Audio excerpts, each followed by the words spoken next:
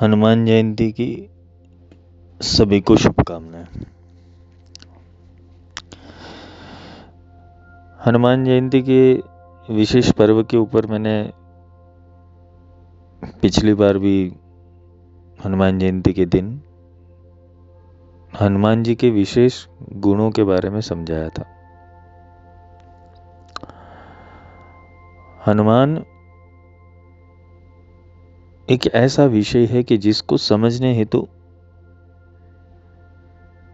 मनुष्य के अंदर सद्गुण होना बहुत आवश्यक है। अगर तुम्हारे पास सद्गुण नहीं है, तुम्हारे पास समर्पण नहीं है, तुम्हारे पास विवेक नहीं है, तो तुम कभी भी हनुमान की भक्ति से, हनुमान की साधना से फल प्राप्त नहीं कर पाओगे। क्योंकि ये फल तभी मिल पाएगा कि जब तुम हनुमान जी के आदर्शों के ऊपर चलोगे। हनुमान हमें सिखाते हैं समर्पण की पराकाष्ठा। हनुमान हमें सिखाते हैं सेवा की पराकाष्ठा। हनुमान हमें सिखाते हैं विवेक बुद्धि को कैसे चलाना चाहिए और प्रेजेंस ऑफ माइंड कैसे रहना चाहिए।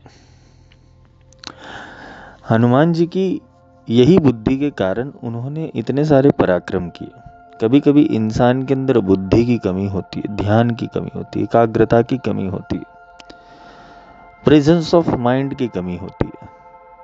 उसको समझ में नहीं आता है कि किस वक्त के ऊपर क्या करना चाहिए। ये मनुष्य का सबसे बड़ा दुर्गुण है। देवता हमसे स्पेशल इसीलिए कि देवता वर्तमान में रहते हैं। देवता कर्म निर्धारित स्थिति में रहते हैं।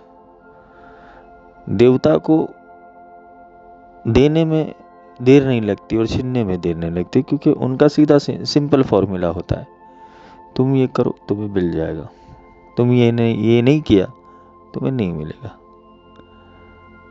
देवता को चलाने वाली जो ऊर्जाएं है वो वाइब्रेशन, फ्रीक्वेंसी और साथ में तुम्हारे भीतर के सद्गुण। क्योंकि कोई भी देवता तुम्हारी मदद में तभी आएंगे कि जब तुम्हारे अंदर कुछ स्पेशल होगा। तुम्हारे अंदर स्पेशलिटी नहीं है और तुम चाहते हो कि देवता तुम्हारे ऊपर कृपा करे, देवता तुम्हारी साधना फलीभूति करे, देवता तुम्हें आगे ले जाए, देवता तुम्हारे कार्य सिद्ध करे। और कार्य सिद्धि हेतु भी अगर तुम देवता के पास आराधना और साधना करते हो, उसमें उनका मना नहीं है कि तुम्हारे कार्य सिद्ध नहीं होंगे, लेकिन वो कार्यों को कैसे सिद्ध किया जाए इसके ऊपर देवता अपनी बातें समझाते। और वो बातें आती है शास्त्रों के द्वारा। शास्त्र ऋषि निर्मित, मानव निर्मित, ईश्वर निर्मित, शिव निर्मित, संत निर्मित अनेकों प्रकार के शास्त्र है। ब्रह्मांड की धरोहर में बहुत सारे शास्त्र, बहुत सारी विद्याएं, बहुत सारे कला, बहुत सारे तत्व धरोहर के रूप में मनुष्य को मिले हुए, किंतु हम उसका उपयोग क्या कर रहे हैं उसके ऊपर हमारी बुद्धि का विस्तार होता है। हम हनुमान जी को प्रार्थना करते, जय बजरंग बली, जय हनुमान, हनुमान चालीसा पढ़ो, बजरंग बाण पढ़ो।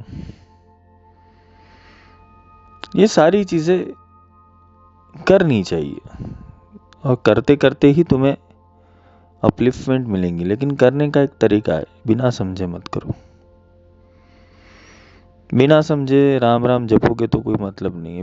बिना समझे कोई भी मंत्र कर लोगे तो उसका कोई मतलब नहीं है। बिना समझे नाम जप भी करोगे तो उसका कोई मतलब नहीं। बिना समझे ध्यान भी करोगे तो उसका कोई मतलब नहीं।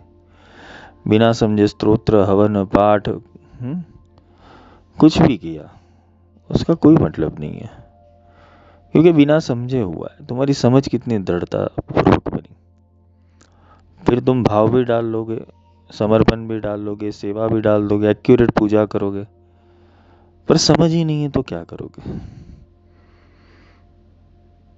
यहाँ हनुमान जी का जो कैरेक्टर है वो बुद्धि विशाल वाले है। मनोजवम मारुत तुल्य वेगम जितेंद्रियम बुद्धि मता वरिष्ठम। बुद्धि के मत के अंदर वो वरिष्ठ है। वहां जामवंत भी थे, सुग्रीव भी थे, विभीषण भी थे, पर हनुमान के अंदर एक विशेष सूझबूझ थी। उस विशेष सूझबूझ के कारण वो किसी भी चीज को अंजाम देने के अंदर परफेक्ट थे। हमें जीवन में निर्णायक स्थिति पर पहुंचना है तो हमारा चयन, हमारी निर्णय शक्ति को थोड़ी डिसिप्लिन में करनी पड़ेगी। हम कुछ भी कर लेंगे तो कुछ भी प्राप्त हो जाएगा, लेकिन हमने कोई भी चीज सही ढंग से की तो उसके सही परिणाम हमारे सामने आएंगे। हनुमान जी ने एक ही चीज समझाई है, प्रेजेंस ऑफ माइंड, कि तुम अगर प्रेजेंस ऑफ माइंड के अंदर हो, तुम्हें भविष्य की सोच समझ नहीं, लेकिन तुम्हारे वर्तमान में बुद्धि कैसी चल रही है उसके ऊपर तुम्हारा दिमाग अगर कार्य करता है, उसके ऊपर चिंतन कर रहा है, तुम सॉल्यूशन के अंदर बिलीव करते हो, प्रॉब्लम के अंदर नहीं। प्रॉब्लम तुम्हारे पास कोई भी रखा जाए, लेकिन तुम्हारा नेचर, तुम्हारी बुद्धिमत्ता अगर सॉल्यूशन के अंदर बिलीव कर रही है तो तुम हनुमान जी के प्रिय भक्त हो सकते हो या राम के प्रिय भक्त हो सकते हो। राम जी चाहते तो नल नील को भी भेज देते, जामवंत जी को भी भेज देते, सुग्रीव को भी भेज देते, पर किसी भी कार्य के लिए हनुमान की जरूरत उनको कैसे पड़ी? क्योंकि हनुमान के अंदर वो चातुर्य था, वो बुद्धिमत्ता थी, वो डिसिप्लिन थी। और हनुमान एक ऐसा व्यक्तित्व थे कि जो स्वामी भक्त थे। जब तक राम जी नहीं मिले तब तक उन्होंने सुग्रीव की भक्ति की।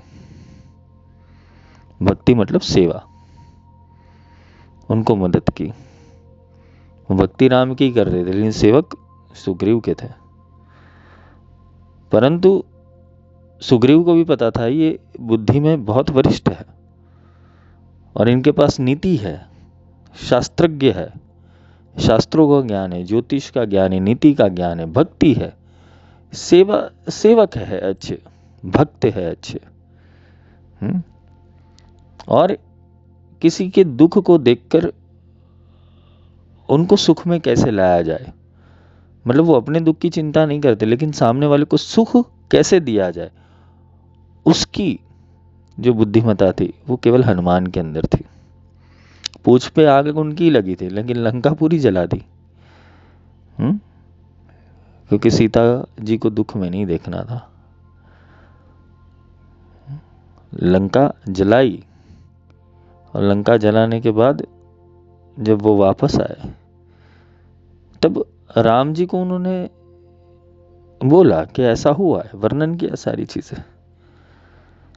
सुरक्षित रखना वो हनुमान के हाथ में, सुरक्षा करना वो हनुमान के हाथ में। पर हनुमान हमारी बुद्धिमत्ता के अंदर बैठे हुए।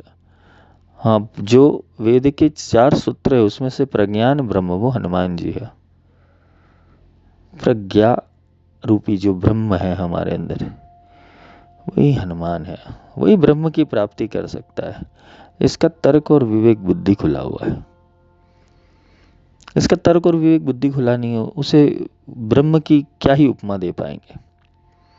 तो राम को समझने के लिए, राम वो परब्रह्म है और राम को समझने के लिए प्रज्ञान ब्रह्म की जरूरत पड़ती है। बिना बुद्धि बिना ज्ञान तुम हनुमान जी को भी नहीं समझ पाओगे, ना राम जी को समझ पाओगे। जय हनुमान ज्ञान गुण सागर, ज्ञान और गुणों का सागर है पूरा, जिनके अंदर ज्ञान भी सागर के रूप में है, विज्ञान भी सागर के रूप में है, गुण भी सागर के रूप में। ये सागर और कुछ नहीं, तुम्हारे भीतर की जो विशाल सोच करने वाली जो बुद्धि है और जो पवन जैसे चलती है, मतलब स्पीड में चलती है। किसी का दिमाग बहुत फास्ट होता है, जो बल और बुद्धि दोनों के अंदर प्रबल है, इसके अंदर शारीरिक बल भी है और मानसिक बल भी है, ये दोनों के साथ हनुमान की ऊर्जा चलती है। शारीरिक बल हो लेकिन मानसिक बल ना हो तो, और मानसिक बल है शारीरिक बल ना हो तो, ये दोनों की अलाइनमेंट वो हनुमान तत्व से मिलती है। बल बुद्धि विद्याम देहु मोह हरऊ कलेश विकार।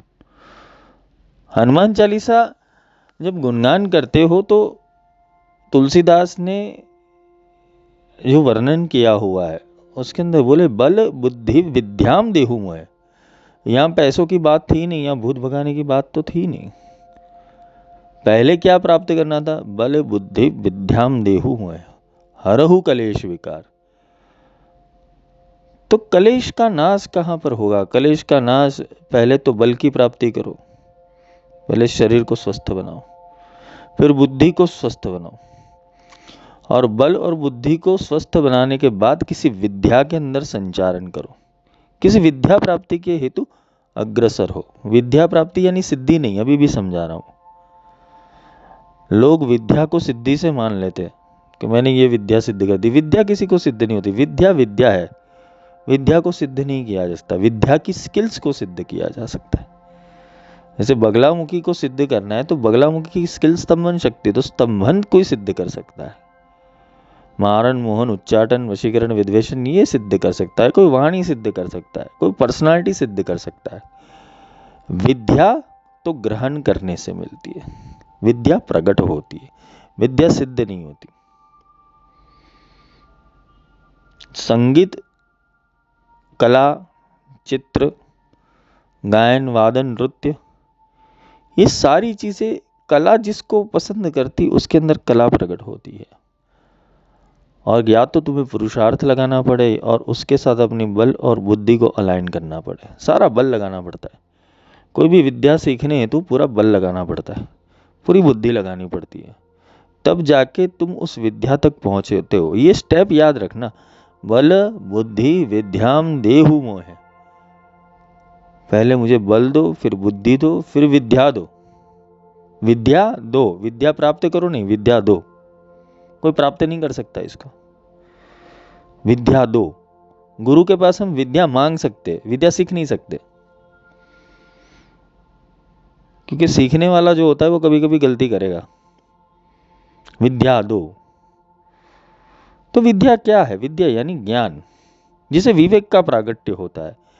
ये ध्या का अर्थ होता है धीमहि, ध्या का अर्थ होता है बुद्धि, ध्या का अर्थ होता है अर्पण करना, ध्या का अर्थ होता है ग्रहण करना, विशेषता ग्रहण करना, ज्ञान ग्रहण करना। विद्याम देहु मोहे, मुझे दो हरऊ कलेश विकार। तो ये तीन चीज आ जाएगी, फिर तुम्हें किसी भी कलेश में शांति हो जाएगी। हरऊ कलेश विकार, विकार और कलेश दोनों ही दूर हो जाएंगे। ये जो मानसिक तुम्हारे अंदर जो प्रॉब्लम चल रहे हैं अभी की दुनिया के अंदर, एंजाइटी, डिप्रेशन, छोटी छोटी चीज़ों के अंदर रोना धोना तुम्हारा शुरू हो जाता है। तुम बड़ी बड़ी चीज़ों के बोलते हैं ना कि दूर कर दे, लेकिन छोटी चीज़ों में इंसान फंस जाता है। वो इसी प्रताप के कारण फंस जाता है कि बल बुद्धि और विद्या अलाइनमेंट में नहीं है। जो सीख रहे हो ना, उसके लिए बल और बुद्धि दोनों को काम पे लगाओ। हरहु कलेश विकार।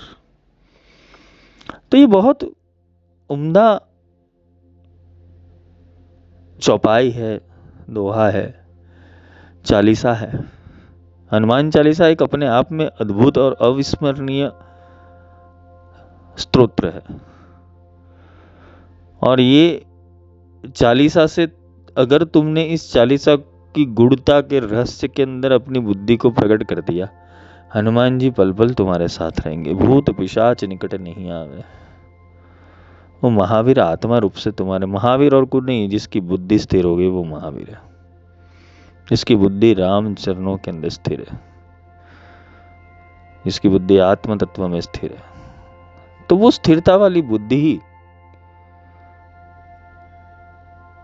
जीवन में सुख की प्राप्ति करवाती है। सब सुख लहे तुम्हारी शरणा। सारे सुख तुम्हारी शरण में मिलते हैं। किसकी शरण में? तुम्हारी बुद्धि की शरण में। सारी सुखों की उपलब्धि तुम्हारी बुद्धि की देन है, तुम्हारी एकाग्रता की देन है, तुम्हारे विवेक की देन है। सुख वो विवेक है। सुख कोई प्राप्ति का विषय नहीं है, क्योंकि प्राप्त करने वाली चीज तुम्हारे पास से चली जाएगी। अगर सुख शाश्वत करना है, सुख निरंतर करना है, तो जो प्राप्त हो रखा है उसके ऊपर ध्यान दो। बाल्यकाल चला गया, युवा काल चला गया, अब वृद्ध के होने की बारी है, वृद्ध काल भी चला गया, 80 साल के हो गए, तो तुमने ऐसा तो क्या प्राप्त कर लिया कि जो तुम इससे चिरंजीवी हो जाओगे? हनुमान जी चिरंजीवी थे। एक साधक ने प्रश्न पूछा था अभी, ये हनुमान जी के विषय में नहीं है, लेकिन एक आध्यात्मिक उलझन थी। उनका मानना ऐसा है, क्योंकि दुनिया यही सिखाती है, माँ बाप की भक्ति करो, माँ बाप की भक्ति करो तो भगवान के अंदर भी माँ बाप है, गुरु के अंदर भगवान है, माँ बाप के अंदर भगवान है। उनकी भक्ति करने से तुम्हें सीधा मोक्ष मिल जाएगा। और उनको पहली बात कि उनको कॉन्सेप्ट पता नहीं है कि आत्मा कभी किसी गर्भ में आती है तो अपनी इच्छा से आती है। कोई माँ बाप उसको जन्म नहीं दे सकता। माँ बाप वो जीव को जन्म देते, क्योंकि वो भी जीवात्मा है। तो जीवात्मा से जन्म लेती है और आत्मा आत्मा से जन्म लेती है। शरीर मिलना और आत्मा मिलना, शरीर की डिस्कवरी हो रही है और आत्मा की डिस्कवरी होनी, इसके अंदर बहुत अंतर है। तो जीव को एंट्री मिलती है, लेकिन जीव के अंदर जो स्पंदन रूपी शक्ति है वो परमात्मा की है। मतलब परमात्मा ज्वाइन होता है तभी तो जीव आकार लेता है। वो शक्ति ही नहीं रही तो वो शक्ति तुम्हारे माँ बाप नहीं दे सकते। माँ बाप उसका पोषण करते, इसलिए माता पिता है। तो माता पिता भगवान की जगह के ऊपर है इस जगत के अंदर, किंतु जब इस जगत से तुम छोड़ के जाओगे तो तुम्हें गुरु का ज्ञान, आत्मा का ज्ञान होगा तो ही तो छोड़ोगे और उस जगत में पहुंचोगे। इसलिए हनुमान चालीसा का पहला शब्द आता है, श्री गुरु चरण सरोज रज। ये पूरा गुरु के चरणों में समर्पित होकर मिलने वाला ज्ञान है। माँ बाप किसी की मुक्ति नहीं दिलवा सकते, नहीं तो प्रहलाद की मुक्ति का आधार स्तंभ हिरण्यकशिपु ही हो जाता। माँ बाप पालन पोषण कर सकते हो, अच्छा संस्कार कर सकते, अच्छे मनुष्य का रचना कर सकते। माँ बाप आत्मज्ञान नहीं दे सकते। हाँ, व्यास जी और सुखदेव जी है तो कोई अलग बात है, और ऐसा हो तो अपने माँ बाप से भी थोड़ा आत्मज्ञान बतिया लो, क्या पता उनके अंदर ज्ञान प्रकट हो तो तुम्हें दे दे। शास्त्रों में और इतिहास में बहुत ऐसे भी एक माता पिता, पुत्र माता, पिता पुत्र, जिन लोगों ने संवाद किया हुआ है आत्मज्ञान रूपी, पर किसी गुरु की शरण में रहकर। तो गुरु महान तत्व है, गुरु महान देह नहीं है। इस स्मृति, इस तुम्हारे भ्रमणाओं को भी निकाल देना। गुरु महान तत्व है, कोई देह धारण करने वाला गुरु नहीं होता है। जो देह धारण करने वाला है और अपने आप को गुरु कहता है, वो देह के साथ चला जाएगा। अविनाशी गुरु चाहिए। तो अविनाशी गुरु यही है कि जो तुम्हारा कनेक्शन उस परमात्मा रूपी कनेक्शन से ज्वाइन कर ले। तो जिन लोगों ने नाद ब्रह्म के लेक्चर सुने हुए, तो उनको थोड़ा समझा दो कि जीव के साथ ज्वाइन होता है आत्मा, इसलिए वो जीवात्मा बनता है। जीव शरीर और मन की रचना करता है, आत्मा उसे पावर देता है। ये जीवात्मा हो गया। अब जीवात्मा के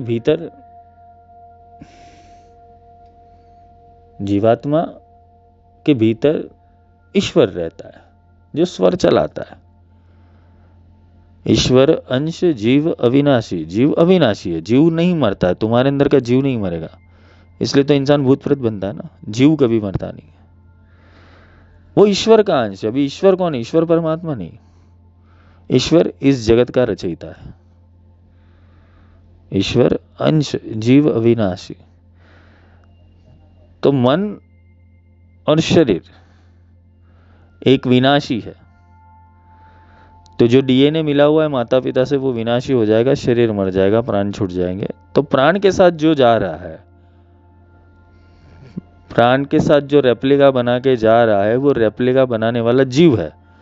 और जीव वो आत्मा को कैद करके वापस दूसरा जन्म धारण करता है। अब ये आत्मा और जीव को अलग करना है, इसलिए जीवात्मा जीवात्मा चल रहा है। तुम चींटी को भी जीवात्मा कहते हो, पंछी को भी जीवात्मा कहते हो, शेर को भी जीवात्मा कहते हो। जीवात्मा अनेकों प्रकार के है, तो मनुष्य भी एक जीवात्मा ही है।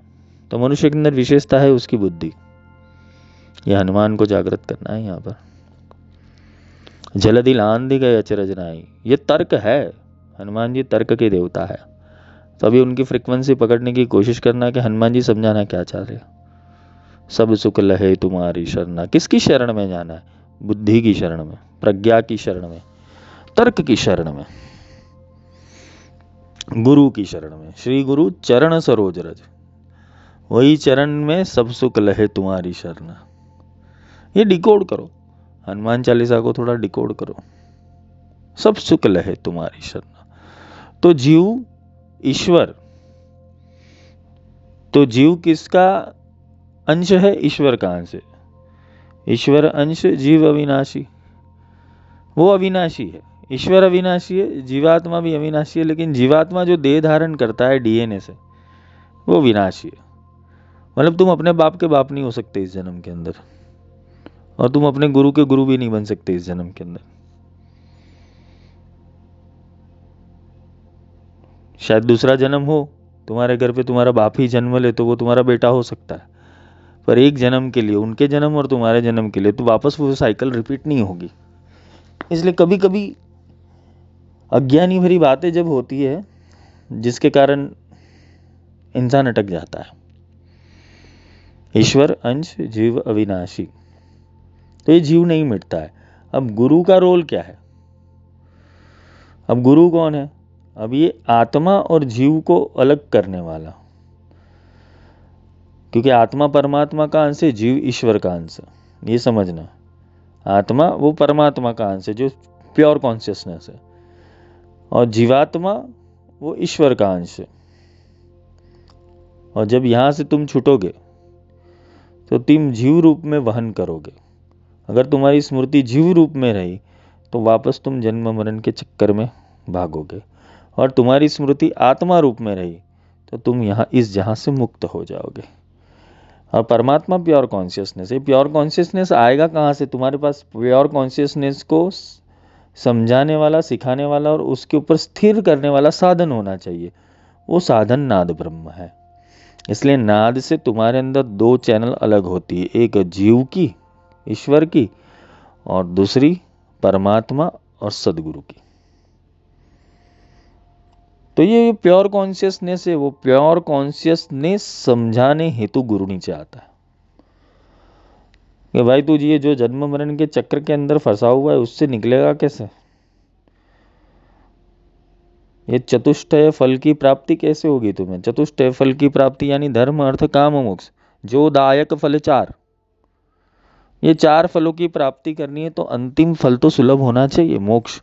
तो मोक्ष की प्राप्ति हेतु ही गुरु शरण की जरूरत पड़ती है। नहीं तो मोक्ष और मुक्ति तो समझ में, कॉन्सेप्ट समझ में ही नहीं आएगा। तुम अंधी भक्ति करते रहोगे, हनुमान जी की भी अंधी भक्ति करोगे, राम जी की भी अंधी भक्ति करोगे, तुम जय श्री राम के नारे ही लगाते रहोगे।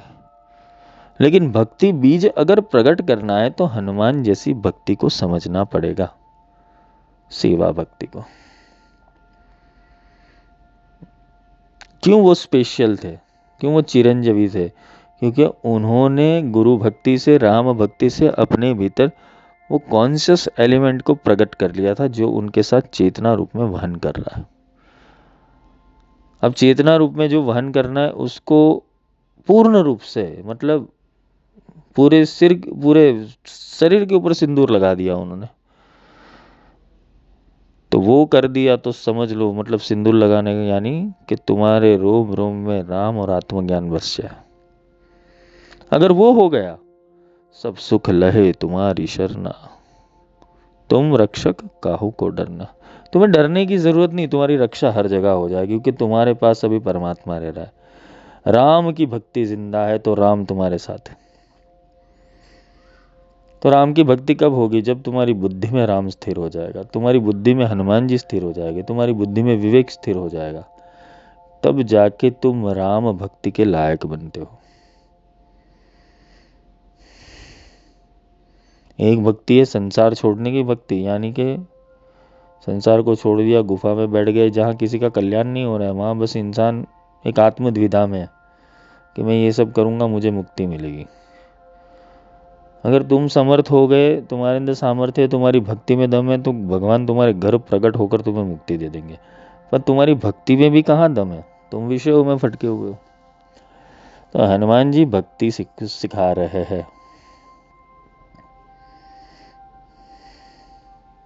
राम काज किए बिना मोहे कहाँ विश्राम। हनुमान जी एक मिनट के लिए विश्राम नहीं लेते, कि उनको राम का काज करना था। वैसे ही तुम्हारी बुद्धि को विश्राम मत करने देना, तुम्हारी बुद्धि को आत्मज्ञान में लगा देना, क्योंकि निकलना है ना और सिद्ध होना है। अष्ट सिद्धि नौ निधि कहता था, असवर दीन जान की माता। ये वर जो दे दिया, वर रूप में अष्ट सिद्धियां दे दी, केवल सीता जी के ध्यान ने दे दी। सीता ध्यान है, सुरती है। ये अष्ट सिद्धि तो केवल सुरती लगाने से मिल जाती है, और कुछ साहस करने की जरूरत नहीं ना, मंत्र तंत्र यंत्र। अष्ट सिद्धि तो तुम्हें ऐसे मिल जाएगी, लेकिन तुम्हारी सुरती अटल नहीं बनी। असवर दीन जान की माता, ऐसा वर दे दिया जान की माता ने, नौ निधि और अष्ट सिद्धि का। हनुमान जी ने तो केवल राम भक्ति की थी, केवल राम, और देवता चित्त न धरे, हनुमान से ही सर्व सुख करे। वो एक के ऊपर स्थिर तो रहे। हमारी भक्ति तो आडंबरी भक्ति है। हम कल किसी टोटके को पकड़ेंगे, कल दूसरे टोटके को पकड़ेंगे, तीसरे कल टोटके को पकड़ेंगे, इस ज्योतिष को बताएंगे, इसको अघोरी को बताएंगे, इस तांत्रिक को बताएंगे। ये गुरु से सही नहीं हुआ तो दूसरे गुरु करेंगे, दूसरे गुरु से सही नहीं हुआ तो तीसरे गुरु करेंगे। मतलब कि तुम्हारे जीवन के अंदर अत्याचार तुम खुद ही कर रहे हो। अब तुम्हें कहाँ समझ में आएगा ईश्वर अंश जीव अविनाशी, कि तुम आत्मा कैसे हो और जीव कैसे हो, तुम्हें कहाँ समझ में आएगा। तुम्हारी बुद्धि ही सीमित है। तुम्हारी बुद्धि केवल ग्राउंडेड होकर बैठी हुई, एक बिंदु की तरह तुम सोचते रहते हो, उससे बाहर सर्कल में तो जाते नहीं हो कि कितना बड़ा सर्कल है। सब सुख लहे तुम्हारी शरणा। जो एक शरण के अंदर उसे सारे सुखों की प्राप्ति हो जाती है। सुख के लिए भटकना नहीं पड़ता है, एक जगह स्थिर होने की जरूरत है। इसकी मति ही भ्रमित है, उसको करना क्या है वही नहीं पता है। बचपन से एक ही प्रॉब्लम है, कौन सी दिशा में जाना है पता नहीं, बस क्या करना है, करोड़पति बनना है, फिर क्या करना है, अच्छा बिजनेस क्रिएट करना है, फिर क्या करना है, फिर एनलाइटन के लिए जब बूढ़ा हो जाएगा 60 साल के अंदर, फिर सोचेगा कि मैं एनलाइटन हो जाऊं। भक्ति अगर करनी है तो जल्दी कर लेना, गुरु भक्ति सीखनी है तो जल्दी सीख लेना, और किसी की शर्म मत भरना यहाँ से निकलने के लिए। तुमने शर्म भरी, तुम नहीं निकल पाओगे। चार लोग क्या कहेंगे, चार लोग कुछ कहेंगे नहीं, चार लोग कंधे पे उठा के ले जाके शमशान में जला देंगे तुम्हें। तुम्हारी अंतिम न्याय वही हो जाता है, जा मर जा, जला दो इसको, कंकाल हो चुका है, अस्थिया बदराओ, 13 दिन का इसका प्रोग्राम करो। फिर खुद शुगर की वजह से खा नहीं पाया, इसलिए 13वें के अंदर उनको मिठाइयाँ खिलाई जाती है। मतलब मजेदार हो जाता है ये सारा कार्यक्रम। पूरी जिंदगी कुछ किया नहीं, फिर मरने के बाद वो तर्पण श्राद्ध करने से वो पितृ की मुक्ति हो जाएगी। अरे तूने जिंदा रह के भगवान का भजन नहीं किया, जिंदा रह के आत्मा को नहीं, जब भगवान का भजन तो दूर की बात रह गई। तुम अपनी आत्मा को तो जान लो, बुद्धि को तो सुधार लो। फिर 108 बार पाठ करोगे तो भी तुम्हारा कल्याण नहीं आएगा। जो 7 बार पाठ करे कोई छूटे ही बंदी महासुख हो। ये महासुख क्या है? महासुख यानी महामुक्ति, मोक्ष है। जो 7 बार पाठ करे कोई। ये 7 बार पाठ कैसे किया जाए? 7 बार पाठ यानी कि एक एक चौपाई को अपने भीतर एक्टिवेट करना। ये हनुमान चालीसा को एक्टिवेट करनी पड़ती है। तो कैसे एक्टिवेट होगी? पहले ज्ञान तो लो उसका ठीक से। ज्ञान में ही अधूरापन है। हनुमान जी को लड्डू प्रिय, हनुमान जी को पान प्रिय, हनुमान जी को फल प्रिय। अरे हनुमान जी तो भूखे रह के उपवास भी कर लेंगे। वो राम काज किए बिना मोहे कहाँ विश्राम। वो राम के काज के लिए तत्पर रहते। तुमने कहाँ, कौन सा राम काज किया? तुमने कहाँ लंका जलाई तुम्हारी? तुम्हारे मूलाधार चक्र से तो तुम ऊपर नहीं उठते हो। जगत की चिंता के अंदर फंसे हुए जगदीश्वर हो तुम। तुम हो जगदीश्वर, लेकिन जगत की चिंता में फंसे हो। तो ईश्वर और जगत का ईश्वर बराबर है, वो दोनों अलग अलग हो जाते हैं। फिर उससे पार की अवस्था तो कैसे ही जान पाओगे रे? हाँ?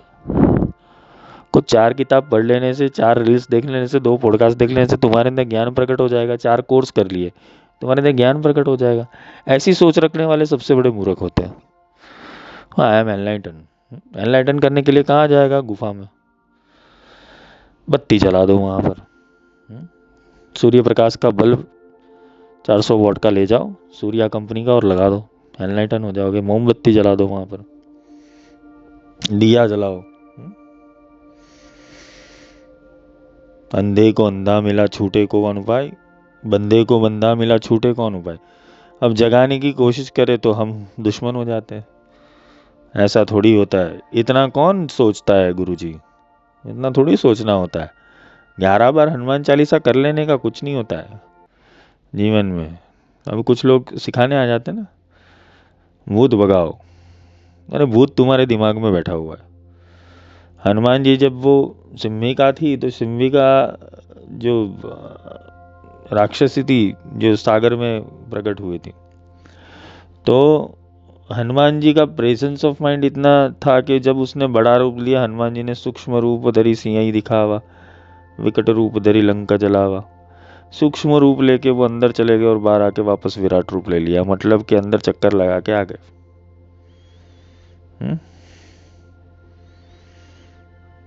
तो तुम्हें ये समझना है कि तुम इतने प्रेजेंस ऑफ माइंड में हो कि तुम्हारे सामने जो परिस्थिति है उसके अंदर छोटे कैसे बनना है, बड़ा कैसे बनना है, तुम्हें गरिमा कैसे रखनी है, लधिमा कैसे रखनी है, हैं?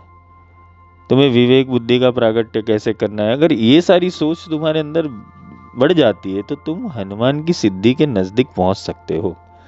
हनुमान जी तुम्हारे आत्मा में रहने वाली जो प्रज्ञान ब्रह्म है वही है, वो राम उनके भीतर रहता है। राम को प्रकाशित करने के लिए हनुमान का हृदय ही काफी है। इसलिए हनुमान जी ने हृदय फाड़ के दिखा दिया था, देखो आत्मा और ध्यान दोनों ही मेरे हृदय के अंदर है, दोनों का ही ध्यान करता हूं मैं। आत्मा राम है और ध्यान सीता है।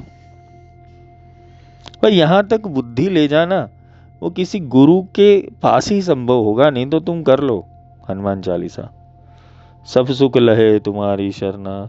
एक बार शरण में तो ठीक से रहो।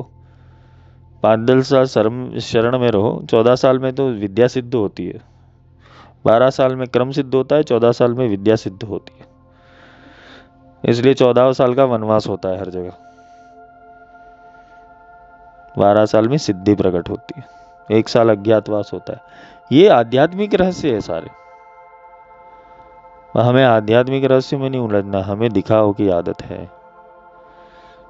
हनुमान जी को तेल चढ़ा देंगे, हनुमान जी एक दिन तेरे पे तेल चढ़ाएंगे भाई। सिंदूर चढ़ाएंगे, वो तो उन्होंने राम नाम का सिंदूर पूरा, तू काय को लगा रहा है? तुझे संकट है इसलिए सिंदूर लगा रहा है। और तुम्हारे अंदर राम भक्ति है, तुम्हारे अंदर स्वामी भक्ति है, तो हनुमान जी वो स्वामी भक्ति स्वीकार है। हनुमान जैसी भक्ति करने के ऊपर तुम्हारा संकट कटेगा। समझ में आ रहा है? तो हनुमान जी गदा भी घुमाते अच्छे से। हनुमान ने राम के लिए कार्य किया था, तुम स्वार्थ के लिए कार्य कर रहे हो। अंतर क्या है हनुमान में और तुम में? एक विशेष कार्य, एक धर्म स्थापना हेतु, एक आत्म धर्म स्थापना हेतु अगर तुम आगे बढ़ते हो तो हनुमान तुम्हारे साथ है, हनुमान की ऊर्जा है साथ में। इसलिए हनुमान जी कहते हैं, हनुमान चालीसा कहती है, सब सुख लहे तुम्हारी शरणा, तुम रक्षक काहू को डरना। जब तुम्हारी प्रज्ञान, तुम्हारी बुद्धि, तुम्हारा ज्ञान और तुम्हारे गुरु के आशीर्वाद तुम्हारे साथ है तो तुम्हें किसी से डरने की जरूरत नहीं है। तुम रक्षक काहू को डरना, तो ये डर निकल जाता है। और फिर हनुमान के अंदर, हनुमान जी तो अपनी सिद्धियां भूल गए थे, हनुमान जी अपना पराक्रम भूल गए थे। राम ने आवाहन किया, वो देवता को ज्वाइन किया। वो ईश्वर अंश जीव अविनाशी तो था, लेकिन उसमें परमात्मा का अंश भी डाल दिया, देवता का अंश डाल दिया, गरुड़ डाल दिया। अब गरुड़ ने उड़ान भरी। भगवान राम ने अपने नारायण तत्व से वो गरुड़ का आवाहन। गरुड़ और कुछ नहीं है, गरुड़ कोई ऐसा पक्षी नहीं है, गरुड़ प्राण शक्ति है। वेन ते सोमम पीबम सोमम पीबतु वृत्रहा सोमत धनस्य सोमिनो मह्यम ददातु सोमिना। ये प्राण ऊर्जा है। तो प्राण ऊर्जा अमृत पिया हुआ है, तो अमृत को नीचे ले जाने के लिए पक्षीराज की जरूरत पड़ती है। पक्षी यानी ऊंची प्राण शक्ति। जिसकी ऊंची प्राण शक्ति उसी ऊंची प्रज्ञा शक्ति होती है। जिसकी प्राण शक्ति कमजोर है उसकी प्रज्ञा शक्ति कमजोर होगी, वो ज्यादा सोच समझ के काम नहीं करेगा। तो ऊंची प्राण शक्ति का अर्थ होता है कि तुम्हारे प्राणों के ऊपर तुम्हारा आयाम सिद्ध होना चाहिए। इसे प्राणायाम कहते हैं। प्राण कंट्रोल में होना चाहिए। प्राण अगर स्तंभन में है, तुम्हारे प्राण को अगर स्तंभित कर सकते हो तो तुम आसपास की शक्तियों को, सिद्धियों को भी स्तंभित कर सकते हो। यह गुप्त रहस्य है, ये गुरु योग मार्ग पद्धति में सिखाते हैं। तो पहले तो डिसिप्लिन हो जाओ।